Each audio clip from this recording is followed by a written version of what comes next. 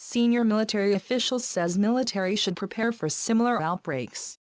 A total of 416 sailors aboard the aircraft carrier USS Theodore Roosevelt have now tested positive for the novel coronavirus. With the numbers rising daily, it appears that very soon 10% of the ship's crew of 4,800 will have come down with the disease.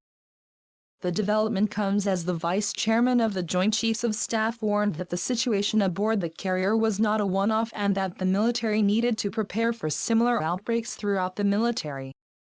General John Hyten, the vice chairman of the Joint Chiefs of Staff, told Pentagon reporters Thursday that the 416 crew members testing positive translated to 8.6% of the ship's crew of 4,800, and with the numbers increasing daily, it is likely that the figure of 10% or more of the ship's crew will be reached very soon.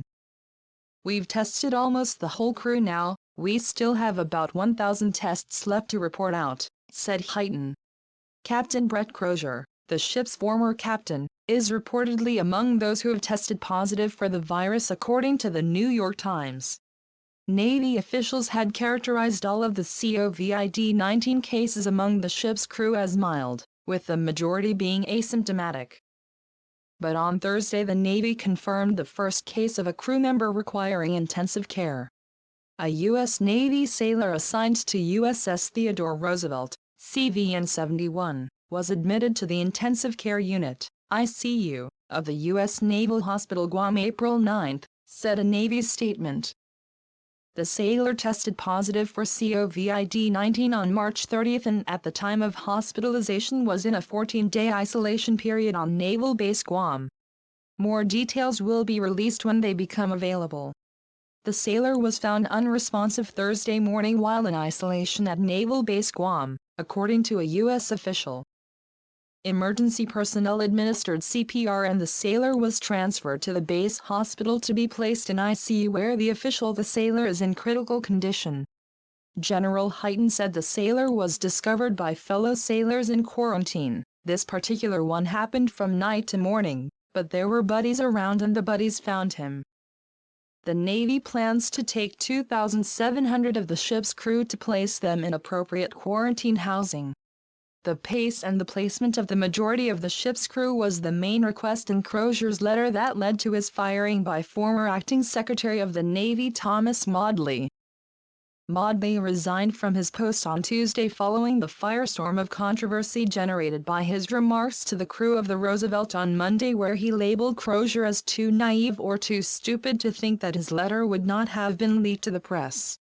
The round-trip cost in operating expenses for Maudley's flight to Guam aboard a military aircraft was $243,000, a U.S. official confirmed to ABC News.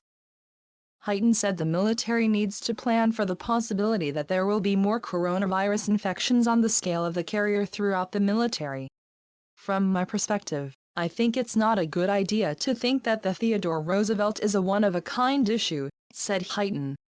We have too many ships at sea, we have too many deployed capabilities. There's 5,000 sailors on a nuclear-powered aircraft carrier. To think that it will never happen again is not a good way to plan. What we do have to do is we have to figure out how to plan in these COVID environments. Addressing press reports that some crew members assigned to the aircraft carrier USS Nimitz have tested positive for the virus, a Navy spokesman clarified that there were no cases aboard the carrier, which is currently pierside at its home port of Bremerton, Washington.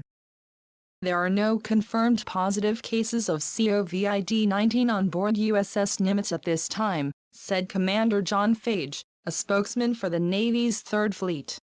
A sailor displayed symptoms, was placed into isolation off the ship out of an abundance of caution, and subsequently had testing that was inconclusive, he said.